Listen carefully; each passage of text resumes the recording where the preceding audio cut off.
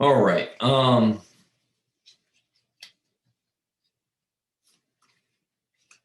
So, when I first got started in this business, I had mixed feelings about life insurance. I obviously, I was very young, so I didn't really need life insurance. I did not have any dependents. I was a dependent. I lived at home with my mom and dad. Um, I had heard things about life insurance salespeople. Didn't really know about uh, the different types of products out there, whole life, universal life. I didn't know any of those things. Those were very foreign things to me. Didn't know what term insurance was. And it never, ever crossed my mind to obtain a life insurance license. Ever. I never thought I would ever get a license in life insurance. I thought I might get an investment license. I thought I'd do securities or be a stockbroker. I'd worked in different financial institutions, and you see movies about stockbrokers and Wall Street and financial services. And never, ever, ever did I think about insurance. Never. I mean, it never crossed my mind. And so I sat down through a presentation, and I would say, maybe 20, 25% of it was about life insurance. And I said, oh, okay, this is not really interesting to me. And, but whatever, I know that people can make money in it, but they did start saying some things, that the industry was ripping off people. And so it just made me listen a little bit more. I didn't really pay attention to it a lot, but my ears went up, my antennas went up. What is this? They started saying words like crusade. And I'll be honest with you, they were passionate about it. Now, passionate people initially turned me off because I was a cool guy when I started. I was a very, very cool person, right? A lot of you guys, actually, nobody knows me from high school, maybe a few of you, but I was a very cool guy in high school. I was always part of the cool crowd, right? We never cared about anything. Don't do too well academically. Don't do too bad academically. Don't get really excited about anything. Then you're nerdy. Just don't care about stuff. And the only thing we cared about was sports and our social life. And I'm not proud about any of this stuff, but this is so when people got passionate, it just made me feel a little weird. But then afterwards, I was like, I did get curious about it, because when someone was so excited about something, it naturally made me gravitate towards it. And I got my license. Okay, no big deal. You only need a 70 or better to pass. And I did realize that people needed insurance. My older sister did not have insurance. She had group insurance. And then some of my initial training appointments, they didn't have any protection. And I got paid. I was licensed. I got paid. So, I'd go in there for 30, 45 minutes as a trainee on a senior rep contract. I make $350. My RVP would do all the work. And keep in mind, this is, 16, 17 years ago. And I make, for working 80 hours every 2 weeks, I'd make $2,300. And in 1 hour as a trainee, I'd make $350 to $400 as a senior rep on a split. If the policy was like $130 to $150. And I was like, damn. It's not bad. So I started getting excited that, there was a need for it. And, everybody was still passionate. And then you start learning, as you pass your test and you start going on appointments and you see people have whole life, and you start seeing that, they could spend a fraction of the cost and get more coverage. And so then you start getting excited about that. And you start saying, man, Marin, you could get $500,000 for $60 instead of $60,000 for $60.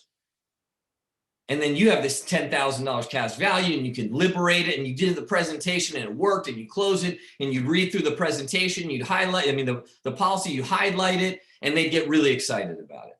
And then you get excited about it because you help somebody. And I'm not I'm not trying to be dramatic, but it is dramatic what I'm going to talk about. And then things changed for me.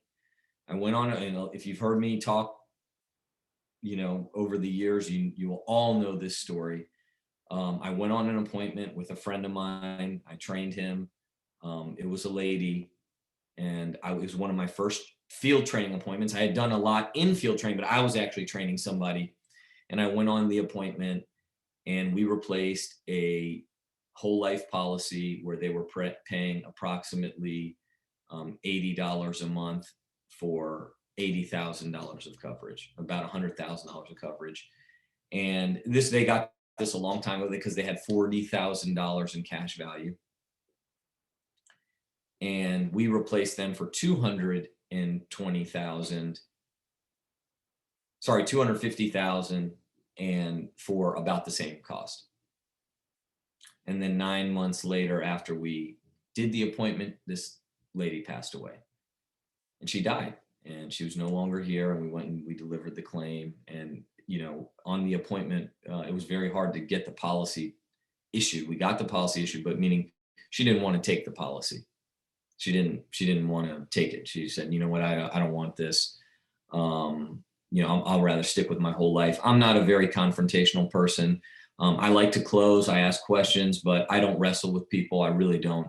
I don't twist people's arm. But for some reason, I kind of was confrontational that day, and I was very like, no, you need to do this. And I used every trick in my book, every objection thing that I learned in Tom Hopkins, and I pulled them all out, and we stayed there, and I weared her down. I really did. I wore her down. I was able to get her to take the policy with my passion, with my excitement, with my knowledge, with my confidence, and with, I don't know, some sort of weird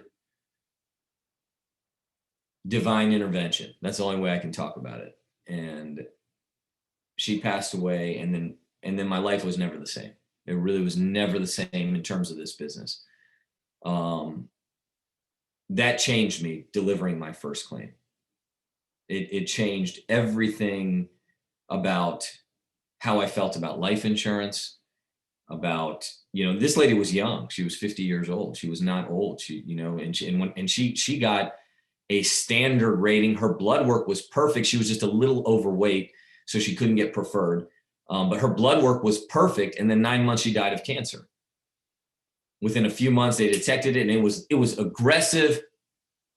And then in a few months, she passed away after detecting it. And obviously I was shocked. I was thankful that I was in this business. And then I went and I sat down with the husband, and he had 4 children, all teenagers.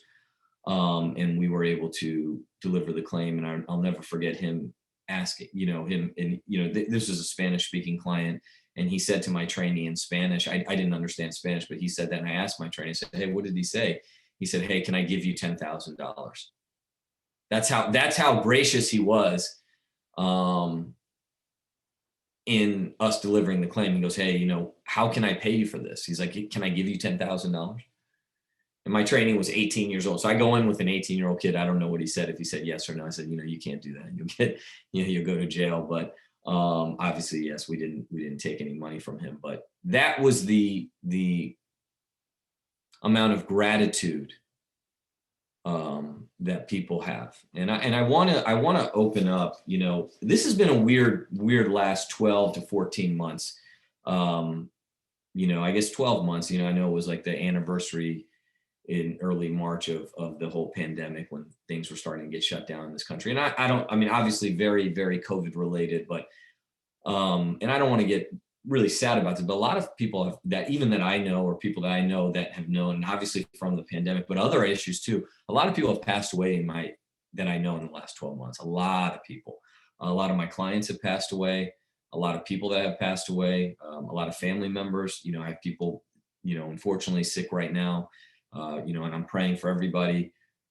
But it's been a weird time with that. And there is never an excuse, ever. There's never an excuse not to have life insurance. Never. There's just not an excuse. People are concerned about money all the time. I have money. I make good money. I've done pretty well financially. I'm concerned about money. I'm always like, oh, and I don't know if worry is the right word, but you're just always thinking about it. You're wondering if you're making good financial decisions. You have what I call a paranoia when it comes to money. Now most Americans are not like me. They're waking up in cold sweats about their money. They're fighting at the breakfast table about money. They're lashing out at their children indirectly about money. They have sleepless nights about money. I'm worried. I'm paranoid.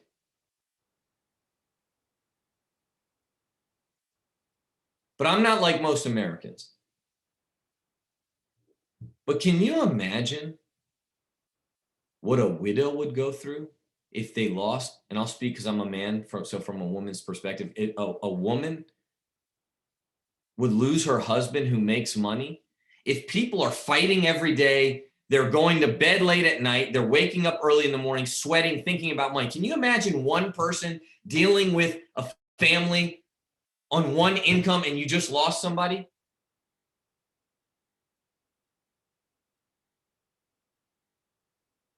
And so, I know sometime, and I'm being honest with you now, especially over the last 12 months, which is crazy because I've always been like this, especially after that first death claim that I delivered. Last year, we paid the most death claims in our hierarchy ever. Almost 20 in 1 year. I'm more passionate now about life insurance than I've ever been. I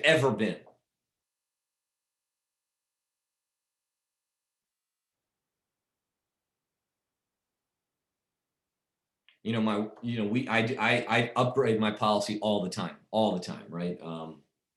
I'd like to say it was for my family, but it's for the contest. You know what I'm saying? But I increase my policy all the time, and I have increasing benefit riders on my policy. My wife, every year it goes up, whatever it is, I get the max amount of 50,000 or whatever it is, right, on one of my riders. My wife's like, oh, do we really need this? And in my head, I'm thinking, we don't really need it. We don't need it. But, like when you read GoFundMe's and you're part of people's lives where they pass away and you're there and you bring the money and you bring the checks. And you see, excuse my language, and I don't want to offend anybody or if you've ever been touched by anybody like this, but you see the mess that happens financially when people pass away without life insurance, and you see it firsthand. It's not a decision, man. If you're young and you're healthy, obviously there's no excuse for not getting it. But if you're uninsurable, you can't get it. But for a few bucks to provide hundreds of thousands of dollars for your family, for your kids,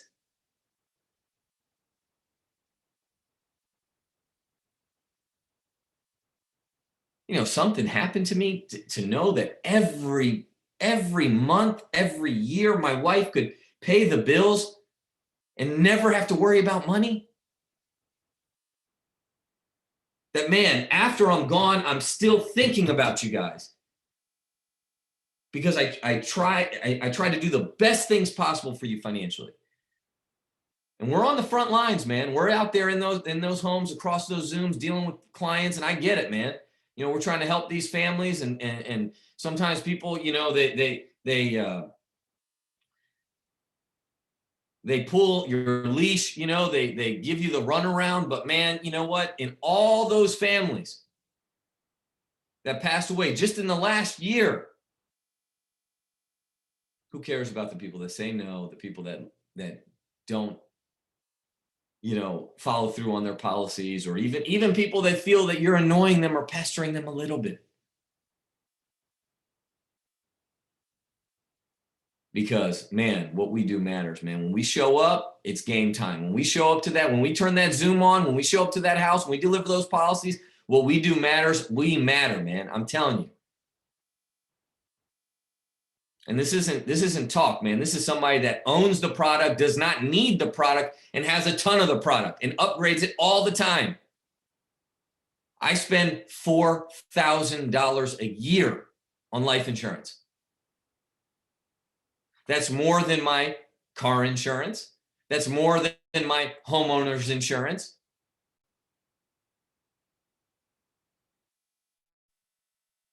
Fourth, and I am preferred plus, and I got most of my insurance when I was young. I'm a little bit older now, but and I still spend $4,000 a year, and I'm upping it every year with increasing benefit rider. And I have a business, and I'm liquid.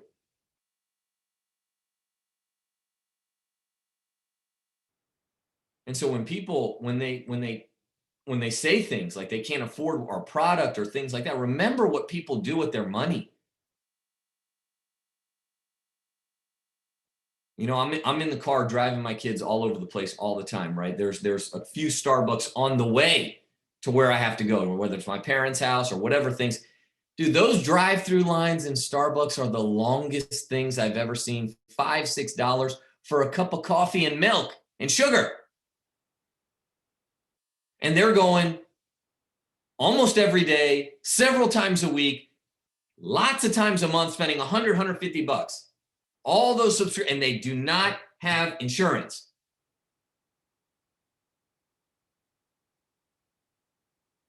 When we ask in our presentation, how much money do you waste daily? They're not giving us the real number. That's why we give it, they give us the number, we put it down. It's not even close to that real number. They're wasting more money than that. And we're talking about insurance.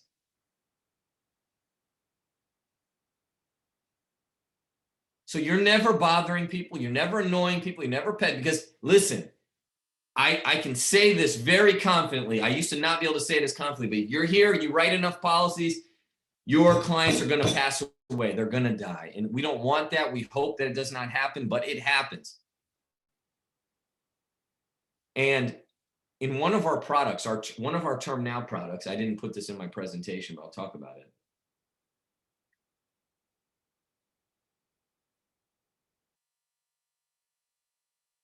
One of our rates in Term Now is going up. It's increasing because the mortality rates for men in 2020 went up. Think about that. With modern science, and this isn't even due to COVID.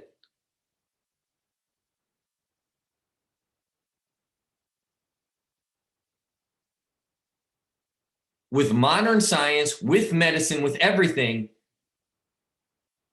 the mortality rates are going up. That means people are dying more. And this is not a numbers because there's more people in the United States, the more people are dying. This is percentage. The needle has moved. So it's not just me. Man, does it seem like, man, am I getting older? Is it weird just because I'm stuck in the house and all we're hearing about is people getting sick and passing away? No, it's facts. People are, the insurance rates have changed on one of our products, a Term Now product. They're rising a little bit because the reinsurance rates are going up, because the mortality rates are going up.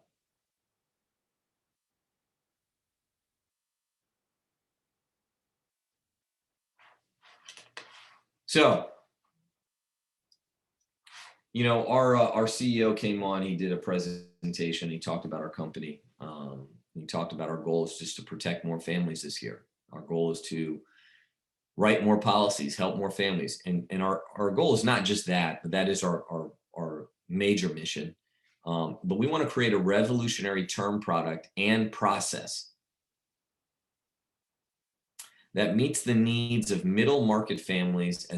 They want to create a product that, and they're doing that. I'm privy to some of these conversations, some, not many, but I do study our product. Some people on our team, they know our product so well. We want a product that nobody can compete with, provides the most value, the simplest, the most effective product in the marketplace for life insurance.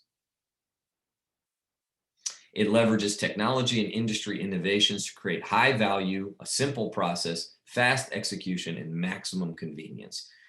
This is our goal, right? And it's funny, because I look at the product now and how convenient it is compared to where we were when I started, or many of you guys were when we started.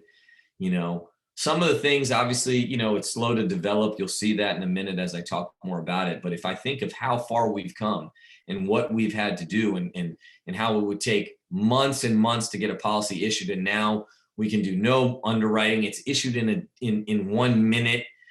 All these things that we do with all the technology and disclosures and the medical exams and everything. I mean, I get reports every single day who did their medical exams. There's real-time underwriting, all these amazing things. And our company still wants to improve. They're always trying to look for a better way. And so let me share some statistics. The 2020 statistics are out for our company. Last year alone,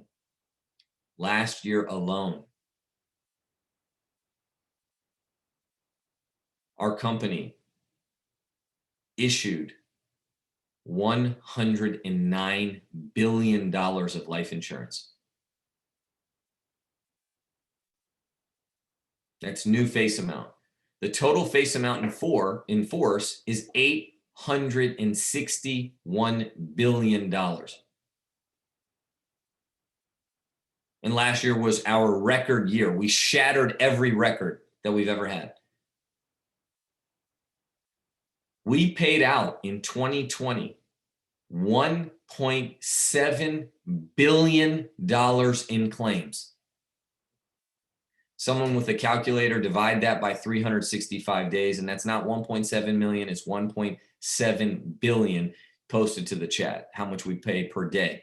Now, think about this too, right? I do a training where I talk about the credibility of the company. And I talk about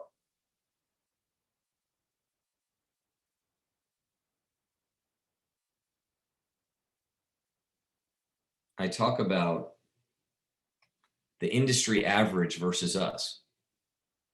And on average, we give 5 times the amount of the industry average. So if you think about that $1.7 billion, if this was issued by other life insurance companies, these snakes in the grass, these predatory insurance companies, those claims, I don't know, they might not have any coverage because of group or uninsured, they don't have any insurance. But if they were just issued by the normal insurance companies, that's like they'd only have 400 million versus 1.7 billion that we paid out. And the total claims that we've paid since we've been in existence is $25.8 billion.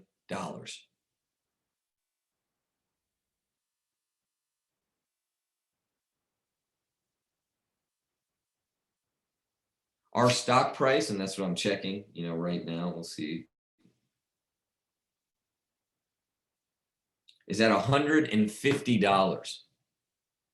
I think 3 days ago it was at 160.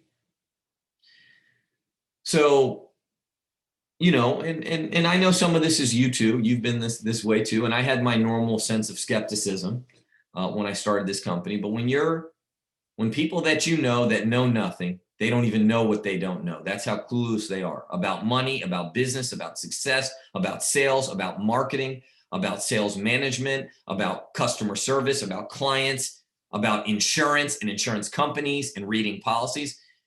Talk dumb shit.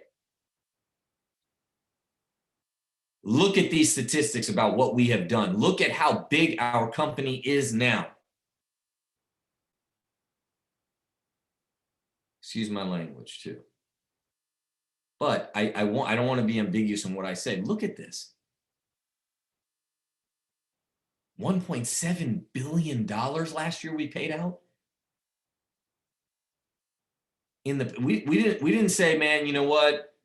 We're going insolvent. People, it's a pandemic. Let's freeze our claims for 6 months. No, we're rushing to pay, trying to pay claims as much as we can.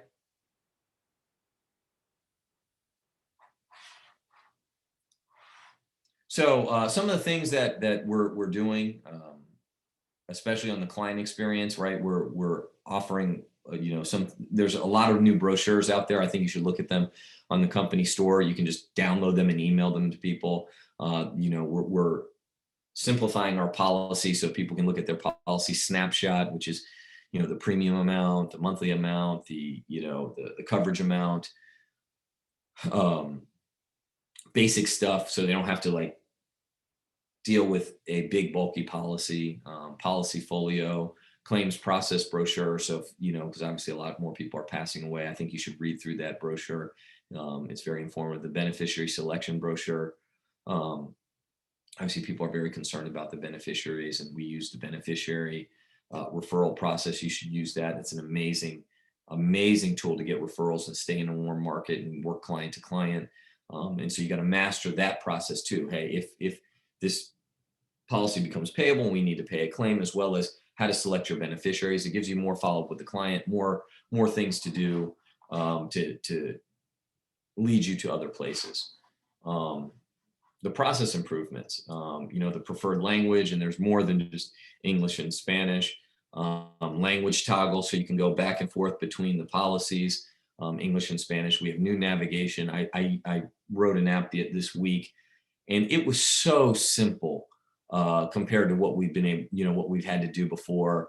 How you can do it on your phone. Is it perfect? No, it's not. It's not perfect, but it's going to get even better. And if you don't know, when we used to use our Palm Pilot phones and it would crash and you have to redo it all the time and this and that, now people get all upset because the circles go around a little bit. Look, that ain't a problem. Okay. That's not I remember real problems, where we'd upload the policy and it would just be gone. It'd be lost in the cloud. There wasn't even a cloud back then. And you have to go back and get the client, and, people they trip on you and they'd be all upset, and you lose the policy, and then it show up 3 weeks later and the client doesn't want it, all this stuff. And so, you should be better tech. I have pictures where I love the photos apps and stuff like that, where people show photos of 10 years ago, and I'm looking at, my 10 years ago with, 2011, I'm looking at my pictures and the type of phone I had and the type of, clothes I was wearing. Everything changed dramatically in 10 years. Okay. So even though technology is going so quickly now, because of the pandemic, it's sped up the process. Some of these things, they do take time to develop. Simpler signature process. Obviously that's already there. The signature process was incredible that I used with the client this week. You just click on it. They just got to, really do one signature or one electronic signature as opposed to 20 like before, and the improved medical question screen. So here are some of the enhancements that are coming out. We're going to be doing, clients are, when we interview our clients and we do surveys on our clients, what they're very concerned about is their information. So now we're going to have new security with two-way factor authentication, just like what they do on the phone, where you can send stuff, send a code on your phone so they know it's secure. So it gives us more legitimacy right there. Improve payment process with bank account linking technology. I know I'm old, okay, and you can I know there's a lot of people. There's a lot of people here. Do you guys? Some of you, I know there's generation whatever Y, X, C, God knows whatever letters they are. Do you guys know what a check is? Do you know? I know people know their bank account information, but do you know what a physical check is? Because sometimes I'll say it to Jen, like, hey, you got to get the check with the client. She's like, oh, check, what's that? Is that a foreign word? What are you talking to me about? And I'm like, okay, do you know what a bank is? Like a physical bank. Have you ever been into a bank, right? Where you go in and they have a water and coffee and a teller and a bulletproof glass and all these things. And, I don't know if you know these things, but I know that I'm so old when I tell people this, and I'll say, hey, this is a bank. And they're like, bank? What's a bank? Like, how do you spell that? What is that? What's a check? And they don't know. It's so funny to me. I'm like, oh yeah, you got to get the check with the client. Like, what's a check? I'm like, oh, I mean, MRN. Oh, okay. So you mean write down their account information, their routing. They don't know that that is like a check or what a bank is. So our company has privy to that with the youth of our sales force and the youth of our agency. So they're going to doing everything without checks and going in, and they're going to be able to link everything just with accounting numbers and routing numbers. And so they're going to make it easier. We're introducing an acceleration pyramid process now with so much data out there, and our company is being able to get that through medical records. We're going to be able to do custom advantage without medical exams. That if we can get the right information, they're going to say no medical exam required. We already have everything. So this is going to be huge, right? Because the big, we're a lot of times we're capped at term now because, and I train on this is sometimes, we don't want to do medicals if they're at the border because, it is a process and something could come up and they may get rescheduled, or they may not be able to pee in the cup or whatever. They may not like getting pricked or things like that. But now with all the information out there, all the data with the DMV, the prescriptions, the medical records, the medical exams, everything being, electronic, like even my dad, right? We're very conscious about my dad's health, and, we can log into my dad's portal on his health thing, and you can just look all of it. Everything's on there. I mean, you can see everything. It's scary how much stuff is on there, but life insurance companies can get that, and then they don't need to do a medical exam. And they'll be able to say, you know what, no medical exam, and they're going to waive it. Now, that's not going to happen with every client, and it'll be slow to implement, but we're already starting to use this and implement this. And we're going to have new underwriting, which we'll talk about in a second. New underwriting. Our new product is going to have 9 underwriting classes. 9. So if people are younger and healthier, they are going to get way more competitive rates. It says increased female upgrades. I don't know if you've seen this, but on sometimes on the policies now, they're asking about the client is female versus male. Why? Here's the reality. Females are healthier than males. Males have like I said before, their mortality rates are going up. So it's not fair that they are paying the same rates as men. And now we're going to start doing but now we'll start underwriting different males versus females. We're not going to have any modal factor. What's modal factor? Modal factor is you get a discount if you pay annually. Now we're not going to do that. We are going to implement every rate will be the same. So monthly will be the same as annually. So there'll be no benefit for paying annually or semi-annually, and everybody gets the same rate. Some people still, for convenience, may want to pay annually, but people are not going to be, and I don't want to say penalized. Penalized is not the word, but there'll be no discount given. And then actual age versus insurance age. Just so you know this, insurance age is something that the insurance industry came up with.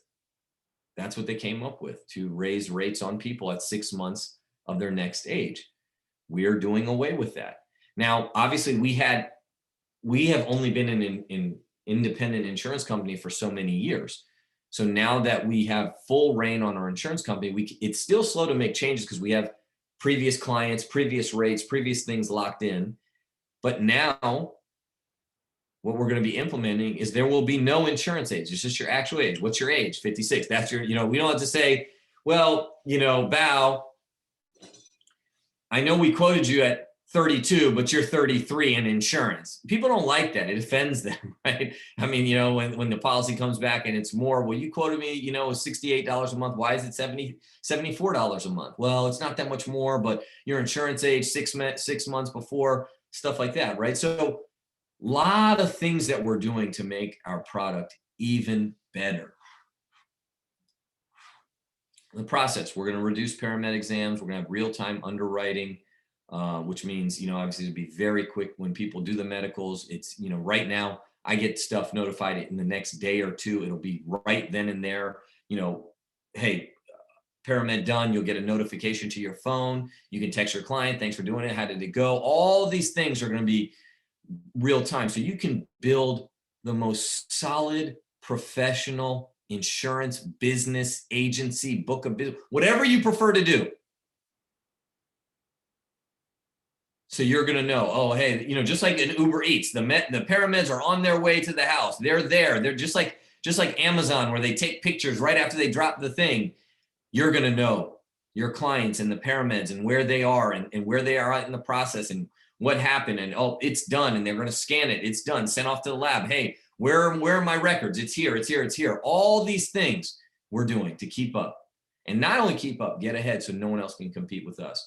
All of our disclosures are going to be electronic. There'll be no paper that you have to carry around. Everything you'll be able to email people, so you don't have to carry all these things around. Obviously, everything is being done electronically now. It's being transitioned.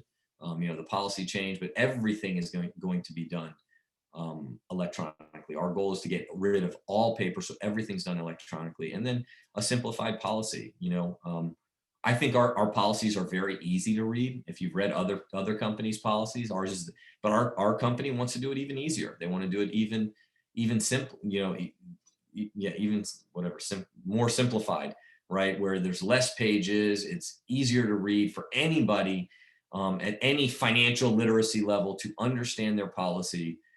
Because, you know, I always believe if you confuse, you lose, and if you confuse the client, you lose the client. So,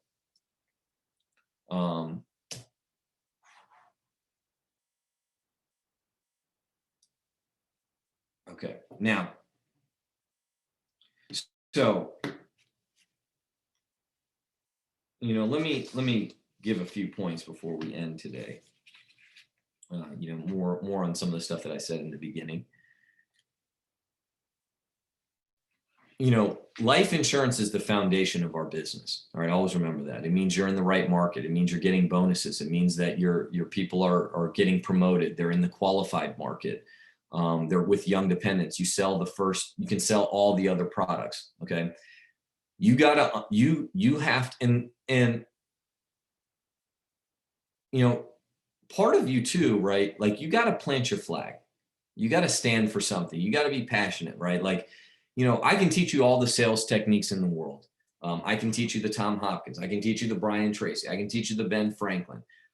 You know, but if you're not like excited about what you do, right? Excited, like, for example, you know, I have kids, and I'm not going to say I love doing every single thing with my kids, meaning for them and with them. But, you know, I would say 95, because I'm just being honest with you, but I'm being truthful here and sincere. I'd say 95% of everything I do with my kids is not out of duty. It's not so, you know, my wife doesn't yell at me. It's not so you know, like one thing I love doing, I love giving my kids a bath. Now, I can only really give one of them because the other two can take showers now. But I love putting my kids to bed. It's my favorite part of the day. I love going over their affirmations. I love reading books to them. I love helping them floss their teeth. You know, I love kissing them goodnight. I love you. And I love waking up in the morning. I love it. I love feeding them breakfast. It's not, see, when it's a duty for you, it drains you.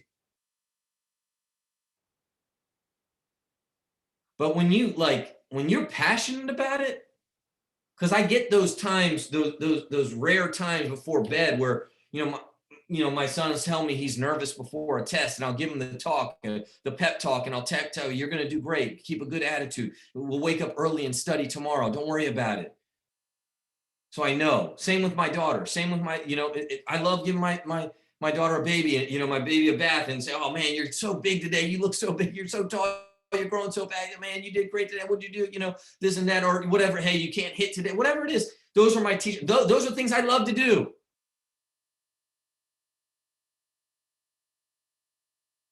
Now, I'm not saying that it doesn't test your patience and you're always on 100% of the time. I like putting my kids in the car and taking them places and making memories and going to my parents' house and all eating together there and doing whatever we do. I don't think it's like, oh, this is just what I got to do because I read the book and this is what I'm supposed to do. No, man, I spend time with my, in my business. It's not like, yeah. Are there some things about the business that I don't like? It's funny because my wife and my kids will be like, well, Daddy loves talking on the phone. No, I don't. I don't like making these phone calls, but I do it. Like, no, I don't. I don't like calling and, calling people and then them hitting end on me, or I'm calling and I'm midway through the Steam call and they hang up on me and then I call them back and I'm like, I was like, how, and I get frustrated and I go, kick something really hard and then I get back, right? I don't love that. It's like no one loves that. I love delivering the claims. I love reading texts from clients that have passed away saying thank you. I love telling people, man, good job on your first sale. You're going to make it here. I love replacing that trash value crap.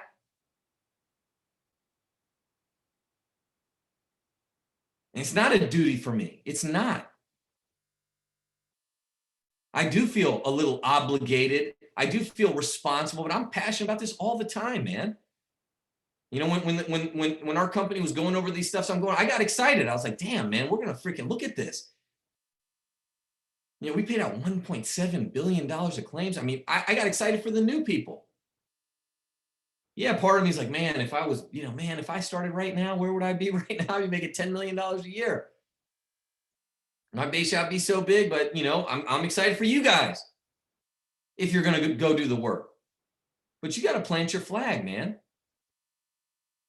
You can't be embarrassed or nervous about trying to set an appointment or that we offer life insurance. I know life insurance companies, they make a lot of mess and we got to clean it up, but you got to, you got to see that. Another thing that there's a problem out there too, right? Look, and this is something I see when reviewing the apps or talking to people and seeing how things are go. Look, man, couples need life insurance.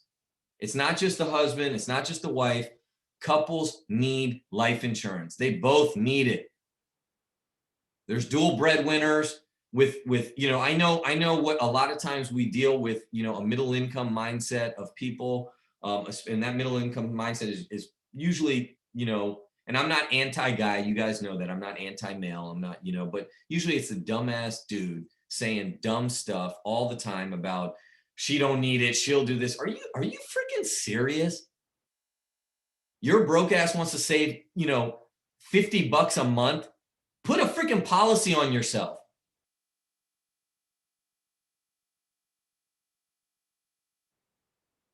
And I'm not trying to be insensitive to anybody that passes away. I don't wish anybody passed away, but I want you to know the level of ignorance that we deal with. And it can come out in different ways. Sometimes it can come out from our clients arrogantly. Sometimes it can come out skeptically or even in an antagonistic way. You got to be professional, you got to be good, and you get that family some coverage.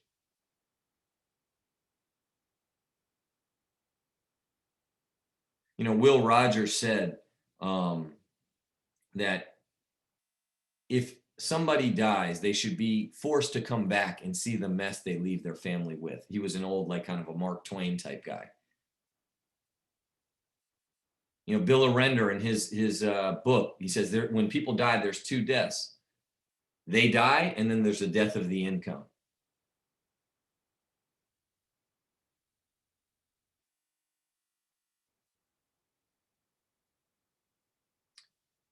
Roosevelt said, you have a moral obligation to have life insurance. So when we're out there, right, and I wanted to kind of give you some just some little basics about our product and what we're going to do. Just remember that, you can't replace the excitement, the energy, the passion that you have for what you do when you're calling those referrals, when you're staying. And I know it's not like that 100% of the time. That's not the way it's supposed to be either, right?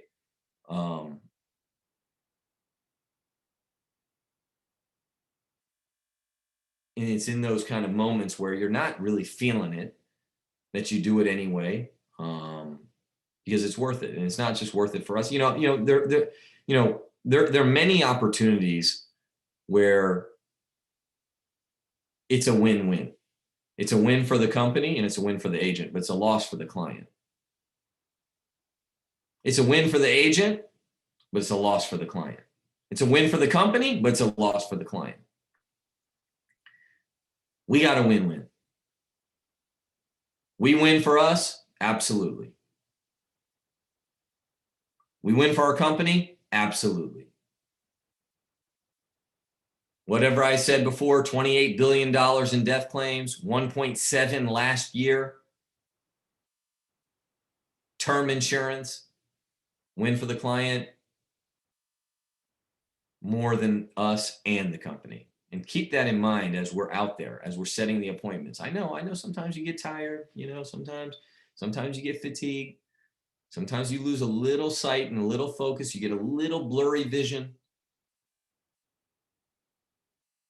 All of this, all of these things that we go over is to get you to a point where you can build a team, or yourself as an individual, but hopefully through a team, you do at least 10 sales a month, and you can at least write 10 on your own. Because once you start writing 10 sales a month, you can quit your job. And imagine making a living, making a fortune out of a business that does what's right for people, that helps people, that's there in people's almost most needed time. You're there on the front line. Art Williams used to say something all the time. And you hear this, and we hear these terms, and he used to always say, be somebody. And I'm somebody. I'm somebody to my kids. I'm somebody to my wife. I'm somebody to my parents. And all of you guys are somebody. I mean that. But in my career, I wasn't somebody. In my financial situation, which dominated my life, I wasn't somebody. But now, I'm somebody. I'm somebody for my clients. I'm somebody for my teammates.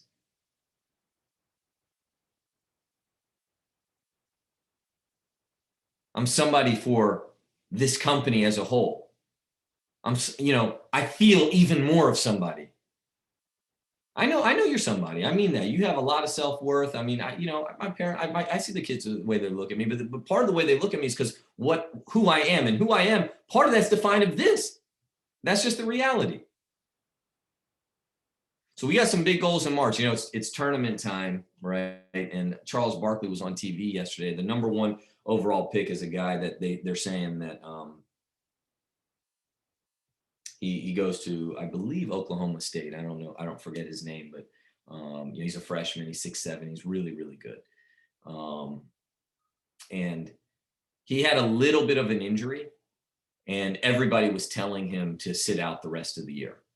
They're like, don't worry, you're going to the NBA. And if you guys know the NBA contract's $40-50 million. It ain't worth it for these exhibition games. College is exhibition. You don't get paid. And this guy's like, no, I'm playing. I'm going to play. And Charles Barkley said, that's what a lot of pundits and fans never understand. They think it's always about the money. He goes, when you play the game, you play for your teammates. You play for the locker room. We play because we love to play. See, like when we have big goals like March, we're playing together. Your team has a goal of 30, 40, 50 families a month, 30, 40, 50 recruits, winning a trip. Play with your teammates. It's more fun. Say, hey, man, you can count on me for 5 or 10. I'm going to set these appointments. I'm going to be there tomorrow. When you're by yourself, of course it's lonely and depressing. But when you're part of a team, it's fun. Oh, you're going to do it? I'll do it. Okay. So as we go into this weekend, and we got a little less than 2 weeks left, we still got some time, right? There's some big goals this month. There's bonus money. There's iPads. 3 by 2,500 person, you get an iPad. Right? I know some of y'all, right? Like trying to do your presentation, you got no space on it because you took all those selfies, like, oh, it's not loading here. Because you got all those stuff. Donald is that guy. I know that. He got 100 picture headshots. That's it, right? Duck facing it.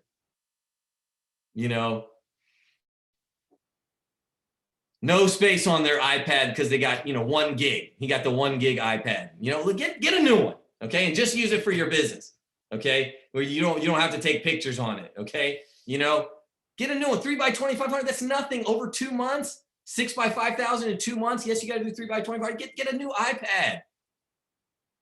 2,500 is 2 clients, man.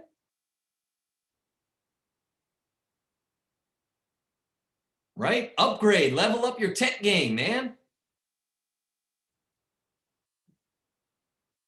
There's bonus money, there's trips, there's all this stuff. So, let's get to work tomorrow. Obviously today, we got a lot of stuff going on. We're gonna have great training tomorrow, 9:30 a.m. We'll have our classrooms as always. Setting appointments at 11 o'clock, doing our blitz. And we're gonna have a lot of fun. All right. Appreciate you guys. I'll see you guys tomorrow.